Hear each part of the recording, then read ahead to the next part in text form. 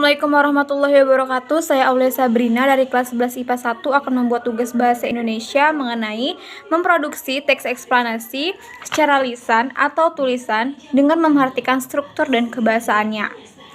Yang pertama ada memproduksi teks eksplanasi. Apa sih memproduksi teks eksplanasi?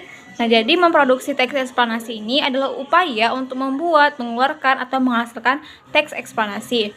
Lalu bagaimana langkah-langkah memproduksi teks eksplanasi tersebut? Yang pertama, kita bisa memilih dan menentukan topik. Yang kedua, menetapkan tujuan. Yang ketiga, mengumpulkan data. Yang keempat, menyusun kerangka karangan. Dan yang terakhir, membuat teks eksplanasi tersebut. Lalu bagaimana dengan struktur dan tahapan teks eksplanasi? Yaitu dengan pertama, mengidentifikasi fenomena. Yang kedua, menguraikan proses kejadian, dan yang ketiga, interview dan memberikan sentuhan interpretasi. Untuk kebahasaan teks eksplanasi yaitu menggunakan kata denotatif, menggunakan konjungsi kausalitas, dan menggunakan konjungsi kronologis.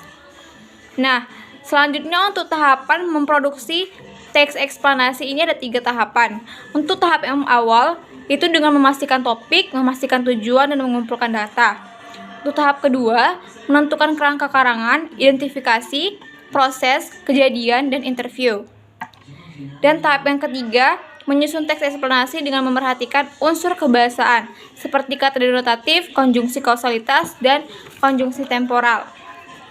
Nah, untuk menentukan topiknya, misalnya contohnya topik yang dipilih untuk teks eksplanasi itu adalah fenomena sosial, yaitu disorganisasi keluarga.